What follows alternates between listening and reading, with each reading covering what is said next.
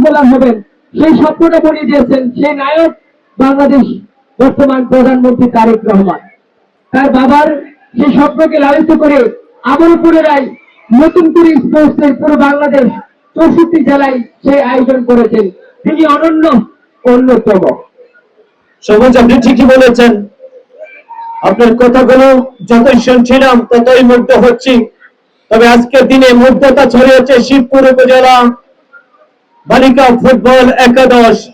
সবুজ, আপনি দেখুন, যেদিকে বল যাচ্ছে সেদিকে মৌমাছি চাকের মতো প্রত্যেকটা ফুটবলার ছুটছেন, অর্থাৎ তাদের লক্ষ্য ঠিক একটাই, গোল কিন্তু নিজেদের অনুকূলে পাওয়া চাই। এই সেই বাগিনী 36 নম্বর জার্সিধারী খেলোয়াড়, অন্যতম শুটার, যার পাই থেকে সেই মেডিকেল গোলটি আমরা দেখেছি।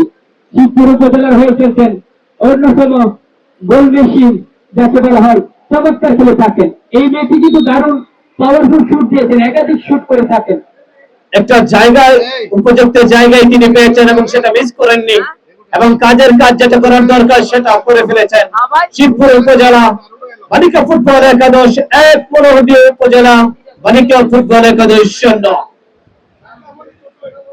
বৃষ্টিতে ভিজে আজকে ম্যাচ রেফারি যারা চমৎকার দক্ষতা বিচক্ষণতার সাথে ম্যাচ পরিচালনা করছেন, একই সাথে খেলোয়াড় বৃন্দ তারাও কিন্তু পরিশ্রম করে আজকে চ্যাম্পিয়ন বা শ্রেষ্ঠত্বের লড়াইয়ের জন্য তারা লড়াইটা করছে ঐতিহ্যবাহী নরসিংদী জেলা স্টেডিয়ামে। সুপ্রিয় দর্শক, আপনাদের সাথে ধারা বর্ণনা রয়েছে আমি মাহফুজ মুরাদ, আমার সাথে রয়েছেন ধারাভাষ্যকার সবুজ খান পলাশ। ম্যাচ রেফারি বাংলাদেশ ফুটবল ফেডারেশনের প্যানেলভুক্ত ম্যাচ রেফারি মাহমুদ আক্তার এবং একই সাথে অ্যাসিস্ট্যান্ট ম্যাচ রেফারি রুবেল পাঠান এবং রানা দেওয়ান। আরেকবার আক্রমণে শিবপুর ফুটবল একাদশ। আক্রমণ,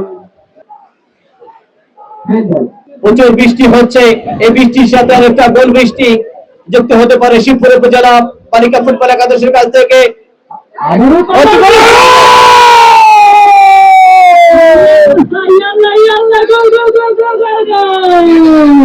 বলছিলেন সেই গোল একদম দুজন তিনজনকে পরাস্ত করে গোল হলো, একটা নয় দুটি গোলে এগিয়ে গেল শিবপুর উপজেলা বালিকা ফুটবল একাদশ, এবং এর সাথে 2-0 লিড করছে শিবপুর উপজেলা বালিকা ফুটবল একাদশ। হারার আগে হারতে নেই, 2-0 লিড করছে। তো কি হয়েছে, মনোহরদী উপজেলা ফুটবল একাদশ কিন্তু ফিরতে জানে, কিভাবে ফিরতে হয় সেটা কিন্তু তারা ভালোভাবে জানে, যার কারণে একাধিক ম্যাচে কিন্তু তারা ফিরে আজকের এই শ্রেষ্ঠত্বের লড়াইটা করতে এসেছেন মাঠে।